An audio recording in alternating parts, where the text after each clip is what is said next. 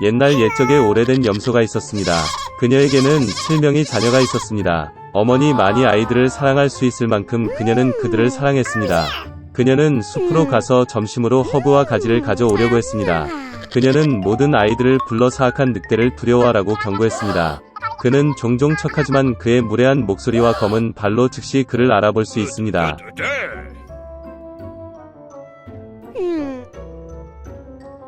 어린 아이들은 모든 것을 이해하고 어머니에게 매우 조심할 것이라고 확신했습니다. 늙은 염소는 침착하게 출발했습니다. 시간이 거의 지났습니다. 갑자기 누군가가 문을 두드렸고 아이들이 즉시 문을 열어야 한다고 무례한 목소리로 외쳤다. 그러나 거친 목소리의 아이들은 그것이 늑대라는 것을 깨달았습니다.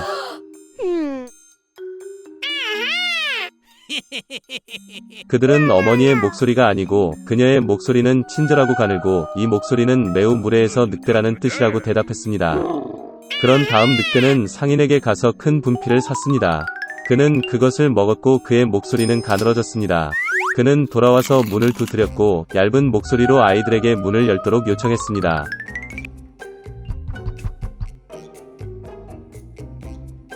늑대는 발을 창문에 대고 기다립니다. 그리고 아이들은 그녀를 보고 어머니의 발이 검은 색이 아니라 흰색이라고 대답했습니다. 즉 그것은 늑대라는 것을 의미합니다. 그러자 늑대는 빵집으로 달려가 그에게 반죽을 달라고 했습니다. 늑대는 그의 발에 반죽을 부었다.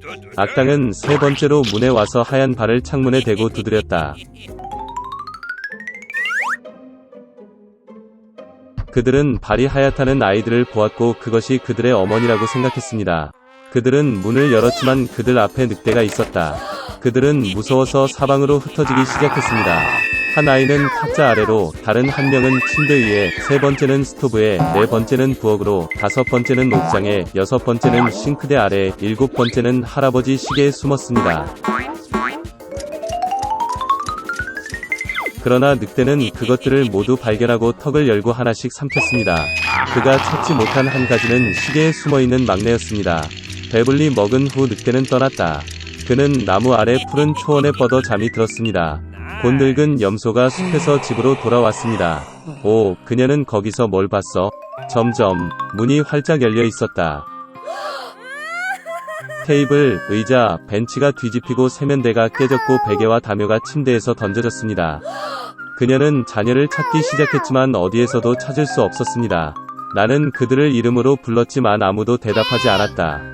그녀는 시계를 향해 올라갔고 그에 대한 응답으로 막내 아이의 얇은 목소리가 들렸습니다. 그녀는 그를 데리고 나가 늑대가 와서 모두를 먹었다고 말했습니다. 염소가 가난한 아이들을 위해 울었던 방법. 마침내 그녀는 집을 떠났고 막내 염소가 그녀를 따라 달렸습니다. 그녀는 초원에 와서 보았습니다. 늑대가 나무 옆에 누워서 코를 골고 있었기 때문에 가지가 떨리고 있었습니다. 그녀는 사방에서 그를 바라보았고 그의 부은 배에서 무언가 움직이고 허둥대는 것을 보았다. 그녀는 그들이 그녀의 아이들이라고 생각했고 그들이 아직 살아있다는 것에 매우 기뻤습니다. 그녀는 아이에게 가능한 한 빨리 집에 가서 가위, 바늘, 실을 가져오라고 말했습니다.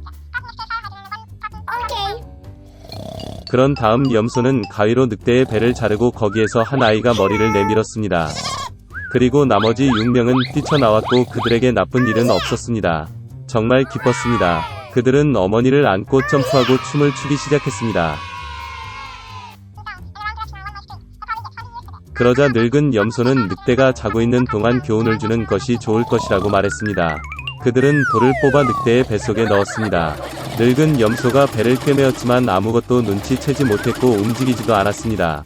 늑대는 잠을 자고 발을 딛고 뱃속의 갈증을 느꼈기 때문에 우물에서 물을 마시기로 결정했습니다. 그는 간신히 우물에 다가가서 물로 구부러졌고 무거운 돌이 그를 우물 바닥으로 끌어당겼다.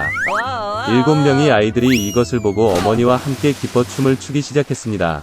그것이 그들이 사악한 늑대에게 교훈을 가르친 방법입니다. 옛날 옛적에 아이가 없는 여자가 있었다. 그녀는 한때 좋은 마녀에게 도움을 청했습니다.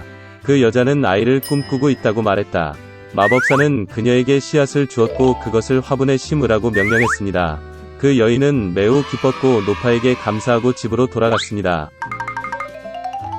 집에서 그녀는 씨앗을 심고 물을 주고 참을성 있게 기다리기 시작했습니다. 곧 튤립처럼 크고 멋진 꽃이 화분에서 자랐습니다. 꽃잎이 열리자 안에 작은 소녀가 있었습니다. 그녀는 1인치도 안 되는 아주 작았습니다. 따라서 여자는 엄지 공주라고 불렀습니다. 어느 날 밤 엄지 공주가 잠이 들었을 때 축축하고 못생긴 거대한 두꺼비가 집 창문 위로 올라갔습니다. 그녀는 잠자는 소녀를 붙잡고 서둘러 늪으로 갔다. 두꺼비는 못생긴 아들을 아름다운 썸벌리나와 결혼하기로 결정했습니다. 그녀는 소녀가 달아나지 않도록 넓은 백합이 위에 강 한가운데 그녀를 심었습니다. 아침에 썸벌리나는 잠에서 깨어 집에 있지 않지만 주위에 물이 있다는 것을 깨달았습니다. 소녀는 끔찍한 운명이 그녀를 기다리고 있다는 것을 깨달았을 때 몹시 울었습니다. 이 순간 작은 물고기가 헤엄쳐 지나갔다. 그들은 썸벌리나에 대해 미안하다고 느꼈습니다. 그들은 백합의 줄기를 갉아 먹었고 잎은 소녀와 함께 흐름과 함께 떴다. 큰 딱정벌레가 지나갔다. 아름다운 소녀를 본 그는 그녀를 붙잡고 그녀를 나무로 데려가 친구들에게 소개했습니다. 그들은 모두 그녀의 아름다움을 부러워했지만 썸벌리나는 매우 못생기고 회사에 있을 수 없다고 말했습니다. 친구들의 압력을 받아 딱정벌레는 그녀가 못생겼다고 결정하고 소녀를 땅에 내려놓고 작별 인사를 했습니다. 여름 내내 썸벌리나는 숲에서 혼자 살았습니다. 그녀는 풀과 나뭇잎으로 요람을 만들었습니다. 그녀는 꽃가루와 이슬을 먹고 맑은 날씨에 햇볕을 쬐고 큰 우엉이 발에 비를 피해 숨었습니다. 그러나 곧 찬 비와 바람이 몰아쳤다.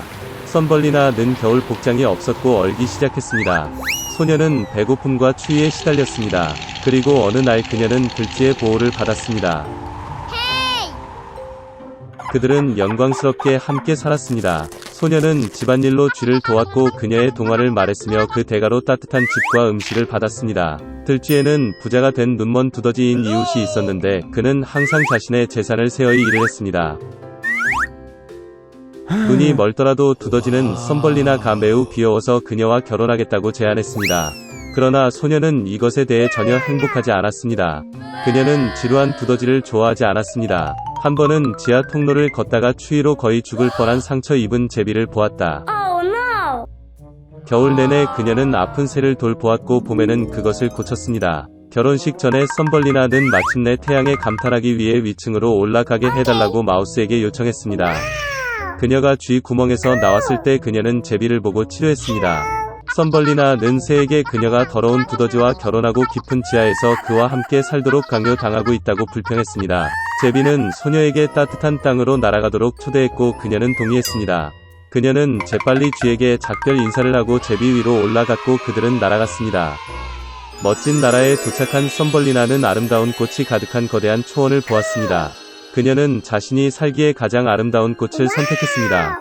갑자기 그녀는 꽃에서 날개 많이 는 그녀와 같은 작은 남자를 보았다. 엘프의 왕이었습니다. 그리고 엘프는 모든 꽃에 살았습니다.